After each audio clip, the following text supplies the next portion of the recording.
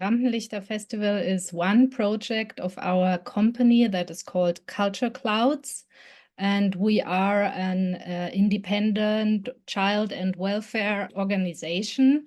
And therefore, we aim to give all children and young people access to cultural education and art. And also had a cooperation with one project that was working with people with learning difficulties and people with Down syndrome. In this cooperation, we learned a lot and had a support group for our festival with those that had the learning difficulties and the Down syndrome in order to have our festival checked.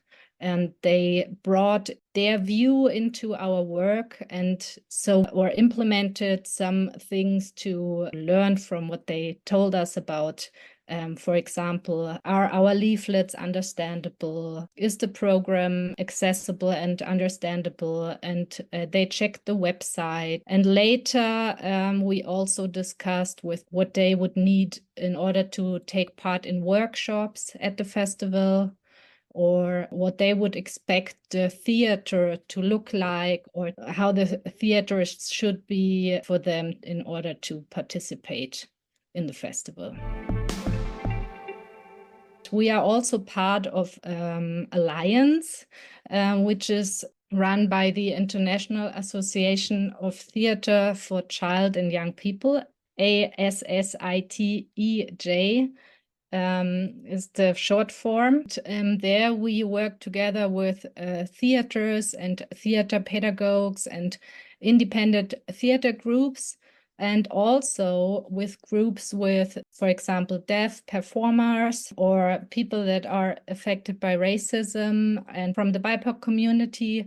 And there we are working together on the task of making the theater field more inclusive and more accessible. And that's a really good joint learning process, and working together with those deaf performers or people that are really affected by exclusion in society makes a big difference.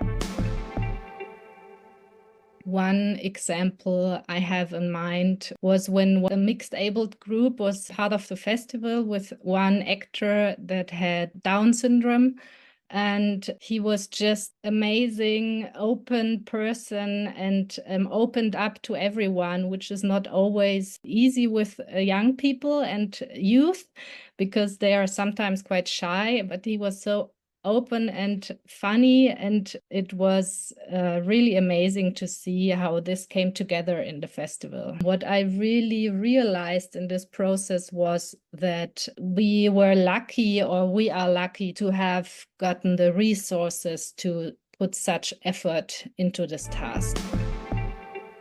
For us, a big turning point was indeed that we managed to apply for a position, or to get a position paid by the city for a person that is constantly responsible for diversity and inclusion in all our projects. To see this as a cross-sectional task that is not only relevant during the planning of a project or a festival, but also like constantly. She's also responsible for the employee training, for example, for the team or the teams, and we are attending workshops from time to time. She's also the constant person for the cooperations to the communities.